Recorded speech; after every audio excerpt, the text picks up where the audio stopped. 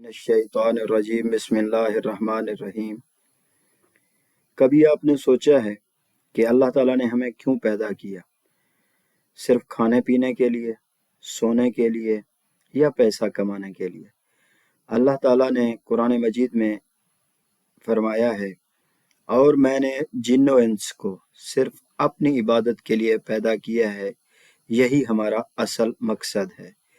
عبادت صرف نماز نہیں، عبادت ہر وہ کام ہے جو اللہ تعالیٰ کی رضا کے لیے ہو۔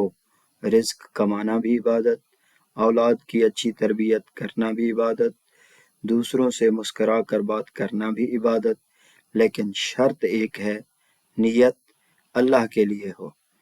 ہمیں اللہ تعالیٰ نے اشرف المخلوقات بنایا، فرشتوں سے سجدہ کروایا، پھر کیا ہوا؟ ہم دنیا کے پیچھے بھاگنے لگے، نمازیں پیچھے رہ گئیں، قرآن پاک شیلف میں بند ہو گیا، ہمارے دل سخت ہو گئے۔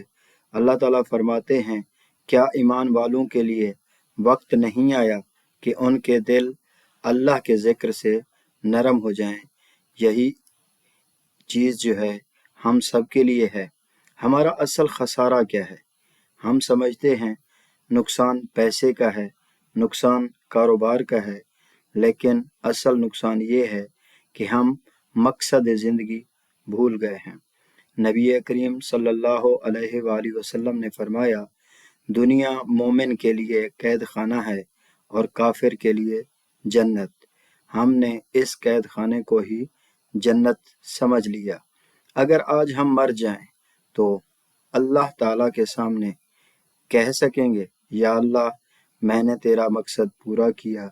یا ہم کہیں گے میں مصروف تھا، مصروف مگر غافل؟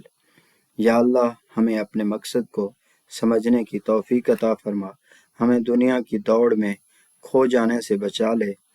یا اللہ ہمارے دلوں کو قرآن پاک سے جوڑ دے، ہمارے نمازیں قائم کر دے اور ہمیں اپنی عبادت کے لیے قبول فرما لے۔ آمین یا رب العالمین۔